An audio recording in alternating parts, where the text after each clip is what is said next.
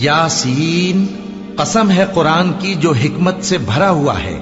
ए मोहम्मद सल्लल्लाहु अलैहि वसल्लम, बेशक तुम पैगंबरों में से हो, सीधे रास्ते पर हो।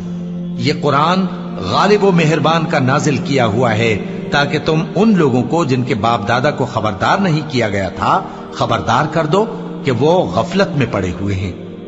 उनमें से अक्सर पर अल्लाह की बात पूरी हो चुकी है, सो वो ईमान नहीं लाएंगे।